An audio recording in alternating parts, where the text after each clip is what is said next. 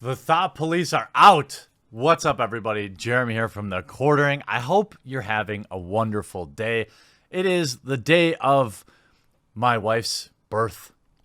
It is her birthday today. So if you want to wish Mrs. Quartering a happy birthday, drop a like on this video. I figure what better way to celebrate my wife's birthday than talk about the anti-Bob police that are patrolling the streets of Twitch. This is a fun, wholesome story. I thought, let's spread the love. So this is out of Kotaku from Cecilia D'Antanasio, who is oftentimes kind of their more SJW author. So I'm interested to see how the slant is. My guess is let they're being oppressed. I'm going to guess. Now, to go up front here, to be upfront about my opinion of the Bob streamers, I really don't care. I think there isn't demand or there isn't supply if there isn't demand.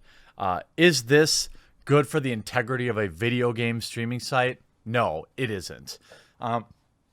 But can we stop giving them money, please? Can we stop tuning in? Can we stop subscribing to their partner channels as they use pasties and paint their bodies? Can we just not? I mean, as long as people are tipping these ladies, they're always going to be there. And Twitch is never going to change because remember that Twitch gets a nice big chunk of all that white knight cash. According to some Twitch streamers, vigilante viewers are making a sport of trolling through streaming platforms directory and searching for broadcasters violating Twitch terms of service. I don't think this is trolling. I think this is basically the actual original cop, citizen on patrol. Thought patrol in this case, but she snaps while streaming to a couple hundred viewers on Twitch IRL section when a stranger wandered in, chatting with her fans about mental health. She Snaps, who streams in t-shirts and hoodies, had a short back and forth with the viewer before he excused himself. All right, well, this has been nice, but I've got to go. I'm checking out all the girls' streams in IRL and reporting the ones who aren't abiding by TOS. When She Snaps up the viewer whether they were just checking on women's streams, he responded no, but that he's trying to help cleanse Twitch of cam girls. For a year, critics have accused Twitch's IRL section of housing so-called cam girls. Well, it does. I mean, it does. Let's just call a spade here. It's absolutely what it is. And it's a very profitable space because we know that Twitch viewership is probably 90. I'd be willing to bet the real numbers are 95% male. Thirsty boys are in that group, and they're willing to pay these people to be borderline cam girls who dress in revealing clothes, yoga, squats, dancing, etc., with the aim of seducing potential viewers. Yes, these streamers certainly exist. There you go. But they're a tiny minority. Regardless, there's been a panic around this type of content because some viewers and streamers have complained that they violate the sanctity of Twitch as a gaming site. Well, they do. I think they do. Twitch recently updated community guidelines, nodded towards these concerns by mandating streamers wear clothes appropriate to public street or restaurant. But Twitch is also clear in their guidelines that users are not to take up the mantle of anti-Bob vigilante either. We will not tolerate using this policy as a basis to harass streamers on or off Twitch. In the weeks since the new guidelines rolled out, She Snaps says she has had some new viewers come to stream and ask about them. They'll make comments on my camera angle, say, good thing it's not up too high, I'd have to report you. Dejari, another streamer, says she's been targeted by what she calls Twitch vigilantes. As long as she can remember. Most of the time, she streams games, but on occasion, she streams herself painting her body and doing her makeup to resemble characters from popular gaming franchises. Cosplay, okay. Painting your body, this is a little, I mean, I don't know if there's ever been a mandated from Twitch, hey, we are a gaming website. Because after it was Justin.tv forever, I'm not entirely sure that Twitch has ever said, hey, we are a gaming site. So I'm not sure about how Twitch feels about it, but I'm certain that they love the money. When you have literal cam ladies like Casey Tron out there, but we'll get into that in a minute. She maintains it isn't suggestive, but she wasn't wearing an everyday outfit either. At times, she'd have up to 50 viewers drop in chat during a single stream to tell her what she's doing violates Twitch terms of service. A lot of these people just want to sound like their opinion isn't important, or that they know better than you by informing me that what I'm doing is against terms of service, body paint generally, which it very well is not. Dejari explained. They just have an idea in their mind that body painting is abhorrent and Twitch absolutely must agree with them. Well, I think...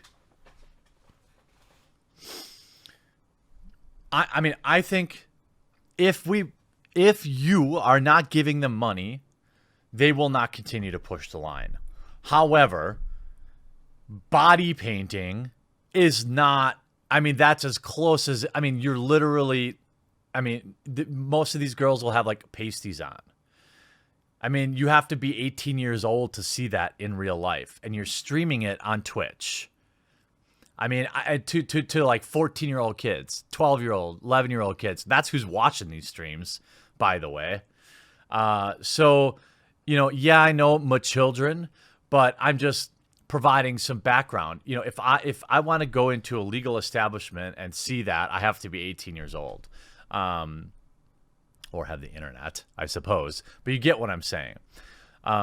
Twitch started as a site for gamers. As it evolved and expanded to include everything from people streaming themselves, crocheting to social eating, which have been instances of pushback for Twitch's non-gaming communities, but interviews with these streamers indicate that policing Twitch's guidelines has become somewhat of a hobby for bored ideologues.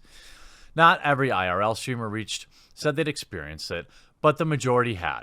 Streamer CaseyTron shared chat logs with Kotaku in which one viewer who had been spamming her chat left the message, "Peace out," leaving to troll IRL cam girls. Around that time, the new community guidelines rolled out. CaseyTron said, "I've had quite a few people tweet at me like, are you ready to get banned on March 5th? CaseyTron thinks that they're a very loud minority. Interesting. But added, the new TOS definitely put a microscope on women. Reach for comment, Amaranth, another Twitch IRL streamer and cosplayer, to whom Twitch Citizens Police Force like to point to as proof as Twitch is ruined for gamers, responded, do they have a special badge? So, yeah, I suppose this is the tone of the article that I expected. I'm over it. I don't think Twitch is ever going to change. They make too much money off this. You go back to, the 28th of February, even like this is from a year ago. You have websites like Kotaku promoting it, right? It's been 2 months since self-described Bob streamer CaseyTron finally covered up. Chunky sweaters, strings of pearls replaced her daily streaming uniform of tank tops and push-ups. Her nearly 500,000 Twitch followers were at a loss. Some wondered whether CaseyTron had contracted a brain injury, forever altering her personality. Others recognized it as a mischievous tone behind her deadpan condemnations of the so-called Twitch thought epidemic. Now live on Twitch in a turtleneck and a pom-pom cap, CaseyTron announced that it was time for her performance review, scrolling through Yahoo Messenger chats with a man named Tyrone. At her manager, she said, CaseyTron, read ones aloud. Here's your review, you stupid bee. And this is all a meme, obviously. She clicked the link of a video where a man in a Burberry print hat popped up. What are you wearing? Tyrone yelled. The whole reason we started any of this was to make money, baby. Everyone knows that Twitch thoughts make the most money. Well, they do. Check that. I doubt, the top earners on Twitch are still always going to be gamers. Right now, you've got like Ninja, Dr. Disrespect, but you can't sleep on a lot of these IRL streamers. There are whole sections of Twitch that I really have no idea. I don't understand mukbang, but people watch people eat food. Whatever is cool. And that's kind of why, I don't have a problem personally, not that my opinion matters any more than anyone else's, but I really don't have a problem with Twitch having non-gaming content on it. I do have an issue, if a man or a woman is going to be nude and painting their body. Like if a dude was on there painting his lower half as an elephant, Okay, I wouldn't like that either. I don't think that, I think that probably violates the spirit of Twitch. But I guess I don't know. I'm really growing more on the fence about it. Once I've realized that, what, people keep giving these talented women so much money, they're never going to go away. I think that you've seen a huge wave of people leave campsites, and then they'll just have a gameplay up in the background and have their feet on the screen, for crying out loud. I mean, man or woman, I don't think that's valuable content, but I'm not watching it, and I'm not giving them money either.